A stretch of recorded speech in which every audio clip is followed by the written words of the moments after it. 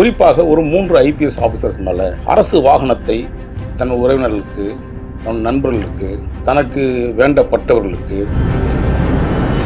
காவலர்களை தவறான முறையில் அசிங்கமாக திட்டுதல், பேசுதல் போன்ற சம்பவங்களை தொடர்ந்து இது பண்ணுறது. அந்த 3 எழுத்து மூதேவி பெண் ஐபிஎஸ் ஆஃபீஸர் அவர் மீது பல்வேறு விதமான முறைகேடுகள், குற்றச்சாட்டுகள், தரந்தாழ்ந்த வார்த்தைகளை பேசுறது. அந்த அம்மாவுக்கு ஒரு கை வந்தக்கலை பார்ப்பேன். ஐபிஎஸ் ஆஃபீஸர் காப்பாற்றுவாங்க. ஆனால் ஏன்னா சைக்கோ சத்யபிரியான்னு தான் நல்லாயிருக்கும். ஆனால் ஐபிஎஸ் சத்யபிரியான்னு சொல்கிறது ரொம்ப முரண்பாடாக இருக்கும்ன்றது தான் நான் நினைக்கிறேன்.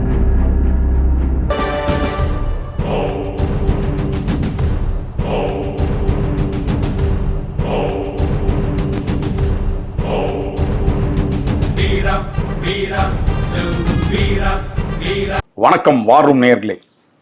இன்னைக்கு நம்ம உங்ககிட்ட பேசக்கூடிய விஷயங்கள் என்னென்னா, தமிழ்நாட்டில் தொடர்ந்து பல இடங்களில் திமுக ஆட்சி பொறுப்பேற்றதுக்கு பிறகு சில அதிகாரிகள் மீது நம்ம சுட்டி காட்டி பேசியிருக்கிறோம். குறிப்பாக ஐபிஎஸ் ஆஃபீஸர்ஸ்கள், அதுவும் உயர்நீதிமன்றம், உச்சநீதிமன்றம் வரை சில ஆர்டினரி பிரச்சனைகளை கொண்டு போய் மக்கள்கிட்ட சில விஷயங்கள் சேர்த்துருக்குறாங்க. ஏன்னா ஒவ்வொருத்தர் வீட்லேயும், அதிகாரிகள் வீட்டில் கீழே பணிபுரியக்கூடிய காவலர்களை தவறுதலாக பயன்படுத்துகிறாங்க அப்படின்னு சமீபத்தில் பல அதிகாரிகள் மீது குற்றச்சாட்டுகள் இருந்தது. குறிப்பாக ஒரு 3 ஐபிஎஸ் ஆஃபீஸர்ஸ் மேலே இது போன்ற குற்றச்சாட்டு. அதாவது அரசு வாகனத்தை தன் உறவினர்களுக்கு, தன் நண்பர்களுக்கு, தனக்கு வேண்டப்பட்டவர்களுக்கு, சில பேர் தேவையற்ற நபர்களுக்கு இதெல்லாம் கொடுத்து உதவியிருக்காங்க. காவலர்களை தவறான முறையில் அசிங்கமாக திட்டுதல், பேசுதல் போன்ற சம்பவங்களை தொடர்ந்து இது பண்ணுறது. நான் இப்போ பேச போகிற ஒரே அதிகாரி யாருன்னா, 3 பேரில் ஒரு ஆளை சொல்லி தகவல் மக்கள்கிட்ட சொல்லணுன்றது தான். ஒரு பெண் ஐபிஎஸ் ஆஃபீஸர், நான் சொல்லக்கூடிய பெண் ஐபிஎஸ் 2 பேர் இருக்காங்க. அதில் ஒரு பெண் ஐபிஎஸ் 3 எழுத்து பேர். அந்த 3 எழுத்து பேர் சென்னை புறநகர் பகுதியில் இருக்கக்கூடிய இப்பொழுது பொறுப்பில் இருக்கிறாங்க. அவரை பற்றியான ஐபிஎஸ் ஆஃபீஸர் 3 எழுத்துக்காரர், பாண்டிச்சேரிக்கு பக்கத்தில் உள்ள மாவட்டத்துக்காரர். நான் பேரை எப்பவுமே சொல்லி காட்டணும்னு நினைக்கிறது தான்.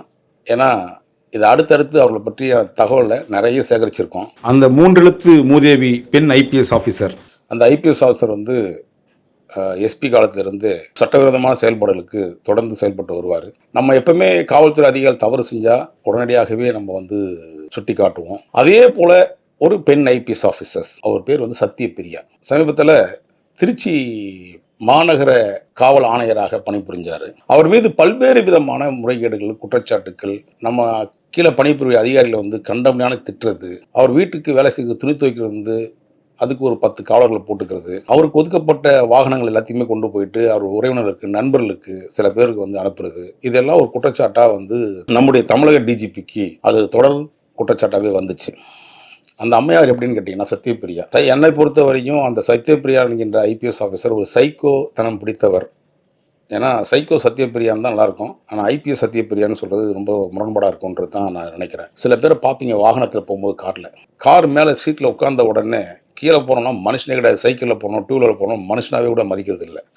அந்த மாதிரி ஐபிஎஸ் பட்டம் வாங்கிக்கிட்டு ஒரு ஐஜின்ற போர்வையில் மனுஷனை ஒரு அனிமல்ஸோட ஒப்பிட்டு பேசுறது, தகாத வார்த்தைகளை பேசுறது, தரந்தாழ்ந்த வார்த்தைகளை பேசுறது. அந்த அம்மாவுக்கு ஒரு கை வந்தக்கலை. நான் தொடர்ந்து அந்த அம்மாவை மவுண்ட் டிஎஸ்பியாக இருந்த காலகட்டத்தில் பார்த்துருக்கேன். அந்த அம்மா பணிபுரிந்த சில சமயங்களில் சில கீழே இருக்கக்கூடிய அதிகாரிகளை எந்த அளவுக்கு மோசமாக நடத்துவார் அப்படின்னு நம்ம பார்த்துருக்கோம். அதாவது நான் சொன்னாலே ஆரம்பத்தில் சொன்ன மாதிரி ஒரு சைக்கோ அதிகாரி தான் அந்த சத்யபிரியா. அந்த குற்றச்சாட்டுகள் நம்ம தமிழக டிஜிபி புகார் போனதுக்கு அடுத்து அவர்கள் ஒரு என்கொயரி ஆஃபீஸர், ஒரு ஐபிஎஸ் ஆஃபீஸர், ஏடிஜிபி லெவலில் ஒரு ஐபிஎஸ் ஆஃபீஸர் அவரை நியமித்து அவர் மீது என்னென்ன குற்றச்சாட்டுகள் சொல்லப்படுதோ அது உறுதியானால் என்கிட்ட ரிப்போர்ட் கொடுங்க. அது உண்மையோ பொய்யோ, சரியான்றதை தவறான்றதை நீங்கள் பார்த்துட்டு எனக்கு ரிப்போர்ட் கொடுங்கன்னு சொல்லி அது நீண்ட நாளாக அந்த சம்மந்தப்பட்ட கீழே பணிபுரிந்த அதிகாரிகளெல்லாம் கூப்பிட்டு விசாரித்த அந்த ஐபிஎஸ் ஆஃபீஸர் இன்றைக்கி தாம்பரத்தினுடைய காவல் ஆணையராக இருக்கிறார். அவர் தான் அமுல்ராஜ். அவர் ஒரு குற்றச்சாட்டுகளை உறுதிப்படுத்தி இது போன்ற சம்பவம் நடந்திருக்கு. ஏன்னா சில இடங்களில் பார்ப்பேன், ஐபிஎஸ் ஆஃபீஸர் காப்பாற்றுவாங்க. ஆனால் இந்த தாம்பரம் காவல் ஆணையர் அமுல்ராஜ் அவர்கள் இன்னைக்கு தமிழகத்திலுடைய கூடுதல் ஏடிஜிபியாக பணிபுரிகிறார், தாம்பரம் காவல் ஆணையராக பணிபுரிகிறார். அந்த ஐபிஎஸ் ஆஃபீஸர் செஞ்ச தவறுகளை முழுக்க இவர் எங்கெல்லாம் தவறு செஞ்சுருக்காரோ அது எல்லா விசாரணை செய்து, முழுமையான விசாரணை செய்து தமிழக அரசுக்கும் டிஜிபிக்கும் ஒரு ரிப்போர்ட் கொடுத்துருக்காரு. இதை நம்ம பாராட்டியே ஆகணும். ஏன்னா தப்பு செஞ்சால் நம்ம காவல்துறை பற்றி நம்ம பல்வேறு விதமான குற்றச்சாட்டுகளை சொல்கிறோம். நான் சொல்லும் போது ஆதாரத்தில் தான் சொல்லிட்டு இருக்கேன். இதே போன்ற சில அதிகாரிகள் இருக்காங்க. அந்த 3 ஐபிஎஸ் ஆஃபீஸர் பற்றில ஒருத்தரை சொல்லியிருக்கேன். அடுத்தடுத்து சில ஆஃபீஸரை பற்றி உங்கள்கிட்ட பேசுகிறேன். நாம் இந்த வார் ரூம் இது போன்ற அதிகாரிகளை களையெடுக்க வேண்டும். இந்த காவலர்களை பாதுகாக்க வேண்டும். மனிதனை மனிதனாக நினை. அவர்களை தவறாக நீ பயன்படுத்தி தவறான சொற்களால் நீ செயல்பட்டால் இது போன்ற ஏடிஜிபியால் அல்லது டிஜிபியால் நடவடிக்கை எடுக்கப்படுவார் என்பதற்கு எப்பவுமே காவலருக்கு ஒரு பாதுகாப்பாக இருந்த காவல்துறை அதிகாரிக்கு நான் நன்றியை தெரிவிச்சுக்கிறேன். நன்றி, வணக்கம். நினைப்பதா நீல வண்ண பிம்பத்தை